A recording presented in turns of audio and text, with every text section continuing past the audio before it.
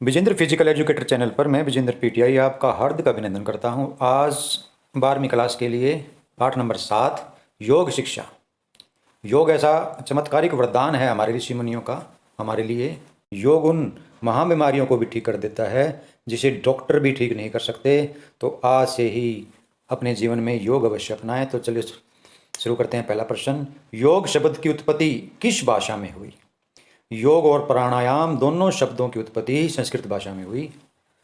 भारत में योग का इतिहास कितना पुराना है? भारत में योग का इतिहास लगभग 3000 ईस्वी पूर्व पुराना है।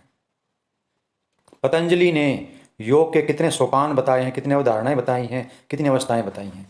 पतंजलि ने योग की 8 अवस्थाएं बताई हैं या 8 सोपान बताए हैं।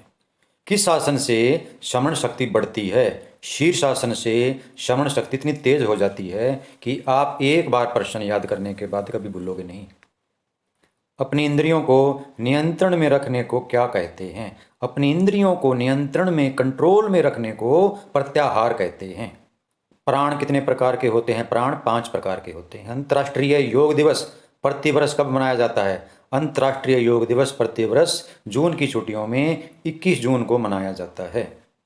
वज्रासन कब करना चाहिए? वैसे तो हम वज्रासन कभी भी कर सकते हैं, लेकिन भोजन करने के बाद वज्रासन किया गया ज़्यादा लाभदायक होता है। योग का जन्मदाता किस देश को माना जाता है?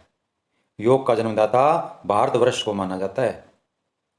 मधुमेह रोग यानी कि शुगर रोग को ठीक करने वाले कोई 2 आसनों के नाम लिखें। यह भी बहुत इंपॉर्टेंट प्रश्न है, आपके जीवन भर काम आने वाला प्रश्न है। शलभासन और वज्रासन दोनों ही ऐसे योग हैं जिससे मधुमेह की बीमारी बिल्कुल ठीक हो सकती है।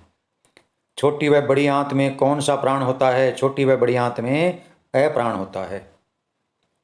किस आसन से बुढ़ापा दूर होता है? चक्रासन करने से बुढ़ापा दूर होता है। दिल तथा नाभि तक रहने वाले प्राण को क्या कहते हैं? दिल तथा नाभि तक रहने वाले प्राण को समान कहते हैं।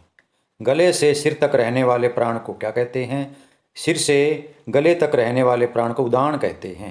प्राणायाम किस भाषा का शब्द है? योग और प्राणायाम दोनों ही संस्कृत भाषा के शब्द हैं। प्राणायाम की कितनी अवस्थाएं हैं? प्राणायाम की 3 अवस्थाएं होती हैं, पूरक, रेचक और कुंभक। किस प्राणायाम से मोटापा घटता है? बहुत इंपॉर्टेंट प्रश्न। भस्त्रिका प्राणायाम से मोटापा घटता है। यौगिक व्यायाम करने के लिए कैसा स्थान होना चाहिए? योग करने के लिए, प्राणायाम करने के लिए और एक्सरसाइज व्यायाम करने के लिए हमेशा एकांत, हवादार और साफ सुथरा स्वच्छ स्थान होना चाहिए। योग क्रिया का हमारा खून जो है, ब्लड पर क्या प्रभाव पड़ता है? योग क्रिया करने से जो हमारा ब्लड है वो तीव्र एवं सुचारू रूप से प्रभावित होता है। नाड़ी शोधन प्राणायाम के कोई 2 लाभ लिखें। नाड़ियों के स्वास्थ्य हेतु लाभदायक होता है और रक्त संचार सही रहता है। भुजंगासन का कोई एक लाभ लिखें। भुजंगासन यह रीढ़ की हड्डी को लचीला बनाता है। भगवान श्री कृष्ण ने योग के बारे में क्या कहा है? भगवान श्री कृष्ण ने योग के विषय में कहा है, योग कर्मसु कौशलम, अर्थात कहने का अभिप्राय यह है कि कर्म को कुशलता पूर्वक करना ही योग है। अर्थात हम जो भी कार्य करें उसे पूरी ईमानदारी से करना ही योग है। मनोवृत्ति के विरोध का नाम योग है। यह कथन किसका है? यह कथन महर्षि पतंजलि का है। यह आपसे पूछा जा सकता है, महर्षि पतंजलि ने योग की क्या परिभाषा दी है? मनोवृत्ति के विरोध का नाम योग है। बहुत अच्छी परिभाषा है, इसको अवश्य याद करें। युज शब्द का क्या अर्थ है? युज शब्द का अर्थ है जोड़ना या एक होना या एकीकरण होना। नियम कितने प्रकार के होते हैं? जो व्यक्ति नियमों के विरुद्ध आचरण करता है या व्यवहार करता है तो समाज उसे अपने यहाँ पर मान सम्मान नहीं देता। तो नियम के 5 भाग होते हैं, सोच या शुद्धि, संतोष, तप, स्वाध्याय और ईश्वर प्राणिधाम। क्या योग एक आध्यात्मिक प्रक्रिया है? हाँ, बिल्कुल सही, योग एक आध्यात्मिक प्रक्रिया है। योग में शरीर, मन और आत्मा को एक साथ लाने का कार्य होता है। योग से कब्ज दूर होती है, इसका संबंध किस प्रणाली से है, किस संस्थान से है? योग से कब्ज दूर होती है, इसका संबंध पाचन संस्थान या पाचन प्रणाली से है।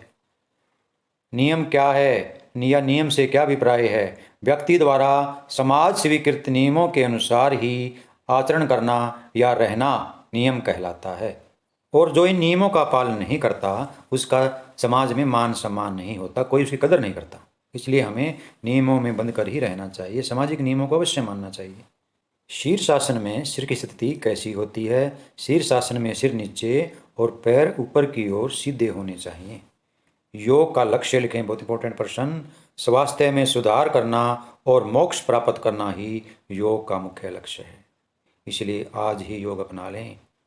विशेषकर घर में माताओं और बहनों के लिए तो योग बहुत ही ज़रूरी है, क्योंकि वे एक्सरसाइज करने के लिए बाहर नहीं जाती, उन्हें संकोच होता है। इसलिए घर में ही योग को अपनाकर वे अपनी अनेक बीमारियों को दूर कर सकती हैं और आनंद में जीवन जी सकती हैं। इसलिए मैं बेटियों से अवश्य प्रार्थना करूंगा कि वे प्रतिदिन जिस प्रकार हमारे शरीर के लिए भोजन जरूरी है, उसी प्रकार कम से कम अपने शरीर के लिए आधा घंटा निकालें। अगर हमारा शरीर स्वस्थ है तो हम 100 साल तक सुख भोग सकते हैं।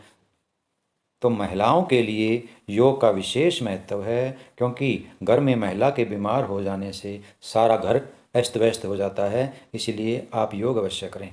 योग सूत्र पुस्तक किसने लिखी? ये भी बहुत इंपॉर्टेंट प्रश्न है, कई बार परीक्षा में पूछा जाता है। योग सूत्र पुस्तक महर्षि पतंजलि जी ने लिखी। योग किन शक्तियों का विकास करता है? योग व्यक्ति में मौजूदा अतिरिक्त शक्तियों का विकास करता है। योग किसका मिश्रण है? योग धर्म, दर्शन, मनोविज्ञान और शारीरिक सभ्यता का मिश्रण है। योग किन मानसिक व्याधियों या बीमारियों या रोगों का इलाज है? योग तनाव, चिंताओं और परेशानियों का इलाज है। योग कब नहीं करना चाहिए? योग जब हम बीमार होते हैं या बीमारी की अवस्था में हमें योग नहीं करना चाहिए। योग मन को शांत करने का आसान तरीका है, इसीलिए हमें सभी को योग अवश्य करना चाहिए। तो आपको ये आज की जानकारी कैसी लगी? अगर आपको ये आज की जानकारी अच्छी लगी तो अपने दोस्तों में अवश्य शेयर करें, और अगर अभी तक आपने हमारे चैनल को सब्सक्राइब नहीं किया तो जल्दी कर लें, क्योंकि हमारे चैनल पर आपके सिलेबस के सभी वीडियो उपलब्ध हैं। आप उन्हें जब चाहें अपनी इच्छा अनुसार जब देख सकते हैं।